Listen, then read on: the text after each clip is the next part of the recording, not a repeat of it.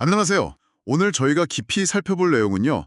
최근 트럼프 행정부가 중동 순방 중에 사우디아라비아하고 아랍에미리트, UAE랑 꽤 큰 규모의 AI 관련 계약을 맺었다는 소식입니다. 네, 맞아요. 블룸버그 기사를 보면 사우디에는 엔비디아, AMD의 그 최첨단 칩들이 수만 개, 그리고 UAE에는 100만 개가 넘는 가속기가 판매될 예정이라고 하죠. 이게 다 AI 모델 개발에 쓰이는 정말 핵심 부품들이잖아요. 그렇죠. 심장 같은 거죠. 근데 이게 발표되자마자 행정부 안에서 좀 논란이 있는 것 같아요. 논란이요? 어떤 부분에서요? 특히 이제 중국에 대해 강경한 입장을 가진 쪽에서는요, 이 계약 때문에 미국의 핵심 기술이 결국 중국으로 흘러 들어갈 수 있다, 뭐 이런 걱정을 하는 거죠.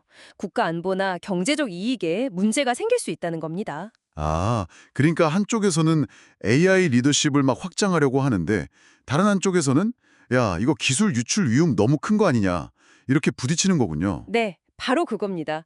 기술 야망하고 지정화, 또 안보 문제가 아주 복잡하게 얽혀 있는 상황인 거죠. 오늘 이 기사를 통해서 그 행정부 내 좀 상반된 시각들을 자세히 들여다보면 이 문제의 핵심, 그 긴장감이 더 잘 보일 것 같습니다. 네, 구체적으로 보면요. 사우디에는 엔비디아와 AMD의 고성능 칩이 들어가고 UAE에는 100만 개 이상의 가속기가 공급되는 건데요.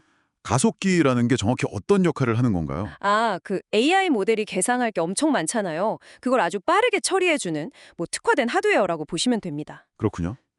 근데 UAE 거래는 보니까 미국 기업들이 많이 관련되어 있다면서요? 네, 맞아요. 대부분 미국 기업이 참여하거나 소유한 프로젝트와 연관이 깊고요. 심지어는 그 오픈 AI 있잖아요. 거기와의 대규모 협력 가능성까지도 뭐 얘기가 나오고 있다고 합니다. 100만 개 이상이라니. 와, 정말 규모가 어마어마한데요. 근데 바로 이 지점에서 그 강경파들의 우려가 나오는 거겠군요. 그렇죠. 가장 큰 걱정은 역시 중국입니다. 이 걸프 지역 국가들하고 중국이 경제적으로나 정치적으로 워낙 깊은 관계를 맺고 있으니까요. 미국의 최첨단 칩 기술이 그쪽을 통해서 중국으로 넘어갈 수 있다. 이런 시나리오인 거네요. 네, 기사에서도 그런 기술 유출을 막을 만한 법적 구속력이 있는 안전장치가 아직 좀 미흡하다, 이런 비판이 나오고 있거든요. 특히 그 백악관 AI 고문 데이비드 섹스에 대한 비판도 있던데요. 뭐 예를 들면 예전에 UAE 안에 TSMC 공장을 짓는 걸 타진했다거나 사우디 시설에서 화웨이 장비랑 미국 칩이 같이 있어도 괜찮을지 검토해보자. 뭐 이런 제안에 좀 열려 있었다는 거죠. 맞아요. 그런 태도가 국가 안보를 너무 가볍게 보는 거 아니냐, 이런 지적인데, 물론 뭐 지금 계약에 그 내용이 들어간 건 아닙니다. 그래도 그런 아이디어 자체가 나왔다는 게 좀 논란이 될 수 있겠네요. 그렇죠. 그리고 이런 접근법이 행정부의 공식적인 기조, 그러니까 제이디 벤스 부부통령이 강조했던 가장 강력한 AI는 미국 땅에서 미국 기술로 만든 칩으로 만들어야 한다는 거랑 좀 어긋나는 거 아니냐는 시각도 있고요. 아, 그 발언이 있었죠. 네. 그리고 또 UAE의 대표적인 AI 기업인 G42가 과거에 화웨이랑 기술적으로 좀 관련이 있었다는 점, 이것도 계속 우려사항으로 남아 있습니다. G42가 마이크로소프트랑 파트너십 맺으면서 중국 기업과는 관계를 끊겠다고 했는데도요. 중요한 지적입니다. 지지하는 쪽에서는 전략적인 필요성을 아주 강하게 얘기해요. 전력적 필요성이요? 네. 만약에 미국이 이런 나라들의 AI 야심을 채워주지 않으면 그 나라들은 결국 어디로 가겠냐는 거죠. 화웨이 같은 중국 기업한테 가서 대안을 찾을 거라는 겁니다. 아, 우리가 안 팔면 결국 중국 좋은 일 시키는 거다? 그렇죠. 장기적으로 보면 미국의 기술 리더십이나 영향력이 오히려 약해질 수 있다는 주장입니다. 그러니까 사우디 같은 오랜 우방은 믿고 또 기술 유출 막을 안전장치 같은 걸 잘 만들면서 적극적으로 기술을 퍼뜨리는 게 오히려 미국한테 이득이다. 이런 계산이군요. 네, 뭐 데이터 센터 실사 같은 걸로 칩 관리도 할 수 있다, 이런 얘기도 나오고요. 위험을 좀 감소하더라도 주도권을 계속 잡고 가야 한다는 논리로 보입니다. 그리고 이게 그냥 막 진행되는 건 아니고 절차가 있다면서요? 맞습니다. 걸프 지역으로 가는 모든 AI 칩 수출은요, 상무부를 포함해서 여러 연방기관의 검토를 다 거쳐서 라이센스를 받아야만 가능합니다. 그럼 그 과정에서 안전장치를 더 강화할 수도 있겠네요. 네, 마침 지금 행정부가 새로운 글로벌 반도체 수출 통제 규정을 만들고 있거든요.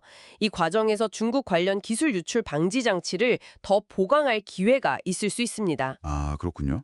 그리고 또 배경 정보로 사우디랑 UAE가 이 AI 거래 전에 이미 엄청난 규모의 대미 투자를 제안했다는 내용도 있었죠. 네, 총 2조 4천억 달러 규모였다고 하니까 이것도 뭐 고려해 볼 만한 맥락이긴 합니다. 결국에는 미국의 AI 기술 리더십을 세계로 뻗어나가게 하려는 그런 강한 힘하고 또 그 과정에서 생길 수 있는 이 민감한 기술이 경쟁국으로 넘어갈 수도 있다는 위험 사이에서 정말 아슬아슬한 줄타기를 하고 있는 거네요. 네, 맞아요. 특히 이게 중동이라는 지역의 복잡한 지정학적 상황하고 맞물리면서 더 어려운 문제가 되는 것 같습니다. 기술 우위를 지키려는 어떤 폐쇄성이랑 영향력을 넓히려는 개방성 사이의 딜레마랄까요? 정확합니다. 그 딜레마가 이번 거래에 아주 잘 나타나고 있죠. 자, 오늘 저희가 함께 살펴본 이 복잡한 상황을 바탕으로 마지막으로 여러분께 한번 질문을 던져보고 싶습니다.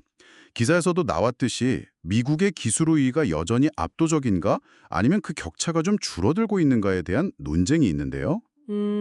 어려운 질문이죠. 네, 여러분이 만약 정책 결정자라면 이 잠재적 파트너와 협력하지 않아서 장기적으로 시장 영향력을 경쟁자에게 내줄 수 있는 위험, 그리고 당장 민감한 기술이 유출될 수 있는 그런 즉각적인 위험, 이 둘 사이에서 과연 어떤 선택을 하시겠습니까?